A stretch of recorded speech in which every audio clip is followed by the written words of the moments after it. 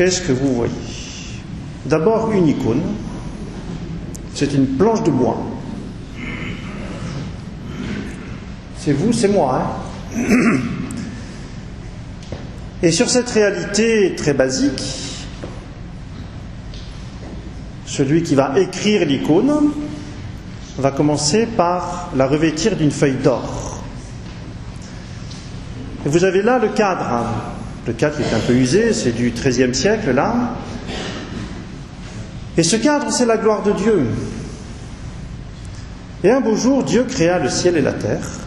Donc Dieu sort de son éternité, il crée le ciel et la terre. Vous voyez ce cercle tout en haut, enfin cet arc de cercle, c'est vraiment l'expression de Dieu comme un soleil d'amour qui rayonne et qui sort de son éternité pour créer le monde entier et l'homme et la femme. Vous voyez l'homme et la femme tout en bas? Alors quand Dieu crée l'homme et la femme, il les crée tout beau, il les crée debout, il les crée plein de lumière.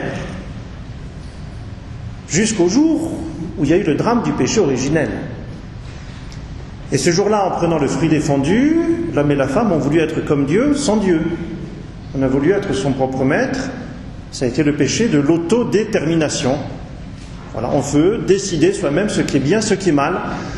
Le péché originel, autrement dit, c'est mettre un mur entre Dieu et moi. J'ai plus besoin de Dieu, je vais me déterminer tout seul. Et ça, c'est très moderne, finalement. C'est même le péché d'aujourd'hui. Bien. Sauf que quand je mets un mur entre la lumière et moi, je me trouve dans les ténèbres. Et vous voyez l'homme et la femme qui sont assis, découragés, déprimés, comme en prison. Tiens, c'est un mot qu'on a entendu tout à l'heure dans la première lecture. Alors, est-ce que Dieu s'avoue vaincu? Pas du tout. Et c'est tout le cœur de cette fête d'aujourd'hui du baptême du Christ. Dieu ne s'avoue pas vaincu. Il va envoyer son Fils du haut du ciel. De nouveau, il va sortir de lui-même. Il envoie son Fils comme une épée de feu, comme un glaive à deux tranchants, qui ira la lettre aux Hébreux. Et ce glaive à deux tranchants va transpercer le mur.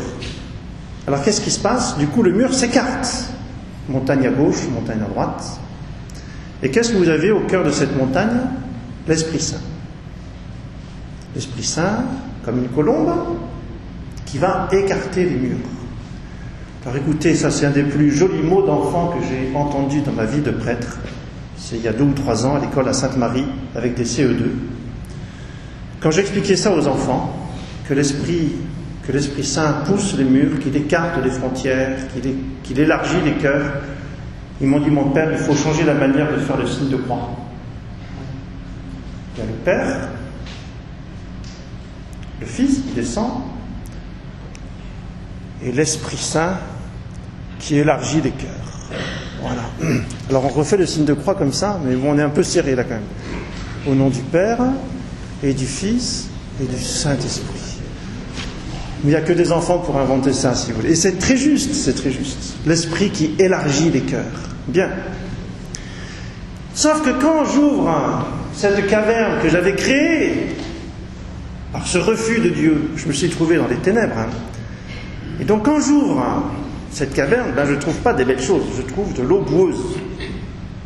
Je ne sais pas s'il y en a qui sont allés au Jourdain, alors ça doit dépendre un peu des saisons ou des jours, mais enfin en tout cas moi quand j'y suis allé et je me suis plongé dedans, c'était un fleuve d'eau boueuse, un fleuve d'argile. Voilà. Et dès qu'il pleut, il y a toute cette argile de la vallée du Jourdain qui coule là-dedans. Et spirituellement, c'est exactement la même chose. Jésus se plonge dans cet océan de misère. Les mensonges, les colères, les meurtres, les adultères, les infidélités, il en faut encore, enfin c'est bon quoi. Hein. Tout notre linge sale, quotidien, voilà. Est-ce que Jésus, il aime ça? Pas vraiment, mais est-ce qu'il en a peur? Non. Et Jésus va se plonger dans ce fleuve de boue. Il va en être immergé. Alors certaines icônes le représentent jusqu'au cou, là, mais il y en a qui le représentent jusque-là. Vous savez ce que ça veut dire d'en avoir par-dessus la tête? Voilà. Eh bien Jésus, il en a eu par-dessus la tête. de toutes nos misères. Et on va le dire, et on l'a déjà dit, on va le redire tout au long de la messe, Seigneur, tu prends sur toi tous les péchés du monde. Hein. Et vous remarquez qu'il est nu. Pourquoi la nudité, là? Pour dire la fragilité, pour dire que Dieu s'est fait pauvre. Hein. Il s'est dépouillé de sa divinité. Lui qui était dans la nature de Dieu a pris la nature de l'esclave. Dans la pauvreté, lui qui était riche, il s'est fait pauvre pour nous. Sauf que ça fait un problème quand même. Quand vous vous plongez nu dans la boue, vous ressortez comment? Pas très beau. Et quand Jésus est venu sur la terre, il est ressorti comment? Pas très beau, défiguré, flagellé, fouetté, cloué, couronne d'épines, défiguré comme un ver et non plus un homme, dira le prophète Isaïe. Jésus défiguré par mes péchés. Il se plonge là. Mais regardez le geste du Christ. Comment il a les mains? Tendu vers qui? Vers l'homme et la femme. Est-ce que c'est pour vous, hommes, femmes, que je suis venu? C'est ce que nous avons lu tout à l'heure. Tu ouvriras les yeux des aveugles et tu feras sortir les captifs de leur prison et tu feras sortir de leur cachot ceux qui habitent les ténèbres. C'est exactement ça. Jésus vient nous chercher. Voilà. Alors de chaque côté, vous avez les 3 anges au service du Christ, où vous avez Jean-Baptiste de l'autre côté. Selon les auteurs des icônes, c'est dans un sens ou dans l'autre, ça c'est pas très important. Mais le mystère chrétien ne s'arrête pas là. Pourquoi est-ce que Jésus se plonge dans ma misère? C'est pour me tirer dans sa lumière. Alors là, il faut tourner sa petite feuille, il faut regarder l'autre moitié de mon petit feuillet. Est-ce que vous remarquez d'abord que c'est la même montagne? C'est le même mur qui a été écarté. C'est la même réalité humaine, la même création, la même montagne. Vous remarquez que c'est le même Jésus qui est au milieu. Sauf qu'il n'est plus du tout habillé pareil. Il est revêtu de la robe blanche. C'est Pâques. Et puis en bas, vous avez l'homme et la femme aussi. Mais est-ce qu'ils sont encore découragés, déprimés, assis? Ils sont en train de se lever. Ils sont plus nus, ils sont habillés de vêtements somptueux d'ailleurs. Voilà, ils sortent de leur tombeau. Mais j'ai une question. Dans l'icône de gauche pour le baptême du Christ, il y a le soleil de Dieu tout en haut. Où est-ce qu'il est passé dans l'icône de Pâques à droite? Il est descendu. Dieu est descendu vraiment parmi nous, et ce soleil de Dieu, il n'est plus là-haut dans les nuages, il est derrière le Christ, comme une gloire, comme une lumière de gloire autour de l'humanité ressuscitée du Christ. Et puis de chaque côté, c'est plus des anges ou Jean-Baptiste que nous avons, c'est des saints. Voilà, c'est vous. Tous les saints du paradis. Voilà, ces hommes, ces femmes, de toute race, peuple et langue, de toute condition, que le Christ a tirés dans la lumière de la gloire. Il y a vraiment une résonance considérable entre ces deux fêtes du baptême du Christ aujourd'hui et de Pâques dans quelques mois. Et il y a d'ailleurs une résonance tellement importante que dans l'évangile de saint Marc, l'ouverture, c'est le baptême, et la conclusion, c'est la résurrection. Voilà, c'est les deux pôles, l'entrée et la sortie de l'évangile dans saint Marc. Alors qu'est-ce qu'on va demander aujourd'hui? Moi je crois qu'aujourd'hui, personnellement, on va demander que le Seigneur traverse le blindage de nos cœurs.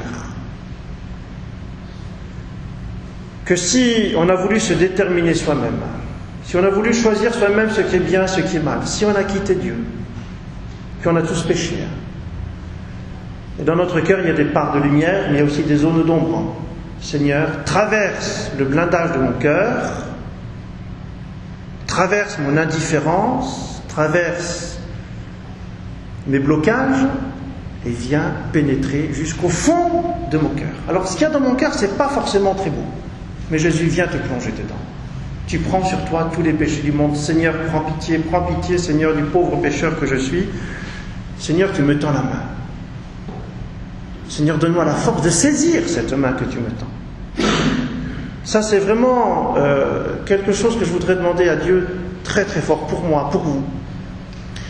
Et puis ce travail de Dieu de traverser ce blindage que j'ai voulu mettre entre lui et moi, eh bien ça va être peut-être violent.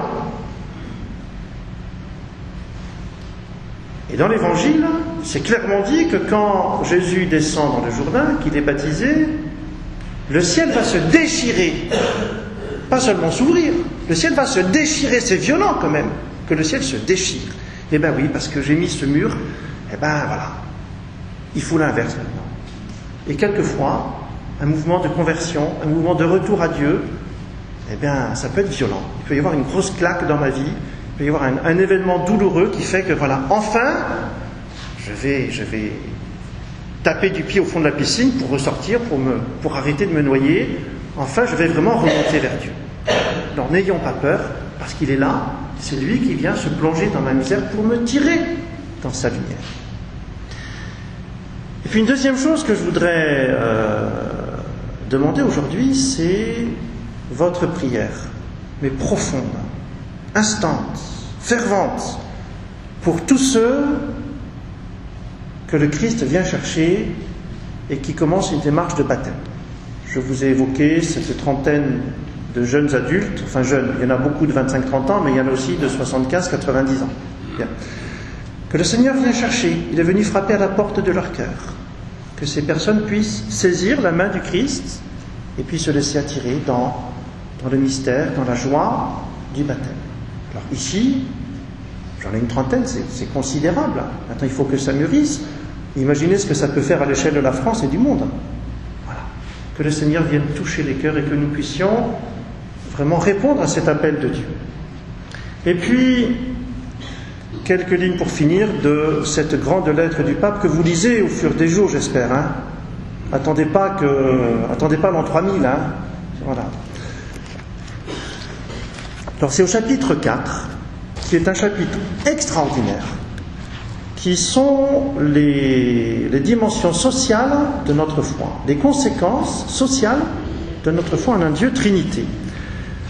Cette révélation d'un Dieu Père, Fils et Esprit Saint, c'est la révélation d'une vie communautaire et c'est un engagement envers les autres. Et cette première annonce d'un Dieu Trinité a pour conséquence immédiate la charité envers mes frères. Confesser, proclamer un Dieu Père qui aime infiniment chaque être humain implique de découvrir que Dieu nous accorde à chacun une dignité infinie. Nous sommes peut-être dans la misère, mais Dieu nous accorde une dignité infinie. Proclamer que le Fils de Dieu a assumé notre chair. Ça veut dire que chaque personne humaine a été élevée au cœur même de Dieu. Proclamer, confesser que Jésus a donné son sang pour moi. Ça m'empêche de maintenir le moindre doute sur l'amour sans limite qui ennoblit tout être humain. Et la rédemption que Jésus me donne a une signification sociale parce que dans le Christ, Dieu ne rachète pas seulement l'individu, mais aussi les relations sociales entre les hommes. Confesser, proclamer que l'Esprit Saint agit en tous implique de reconnaître qu'il cherche à pénétrer dans chaque situation humaine et dans tous nos liens sociaux, l'Esprit Saint possédant une imagination infinie, précisément celle de l'Esprit divin qui sait dénouer les nœuds, même les plus complexes et les plus inextricables de nos histoires. Donc l'évangélisation, la foi, cherche à coopérer avec cette action libératrice de l'Esprit Saint dans le Christ, et le mystère même de la Sainte Trinité, Père, Fils et Esprit Saint, nous rappelle que nous avons été créés à l'image d'un Dieu communion, d'un Dieu alliance, pour laquelle nous ne pouvons nous réaliser ni nous sauver tout seuls. Et à partir du cœur de l'Évangile, nous reconnaissons la connexion intime entre l'évangélisation et la promotion humaine et l'amour des autres qui doit nécessairement s'exprimer et se développer dans toute notre vie. Voilà. Donc regardez bien cette icône, vous pourrez l'emporter, vous la mettrez à la maison dans quelques coins de prière, et puis vous pourrez continuer de méditer sur cette révélation extraordinaire que Dieu vient se plonger dans ma misère pour me tirer dans sa lumière. Au nom du Père et du Fils et du Saint-Esprit. Amen.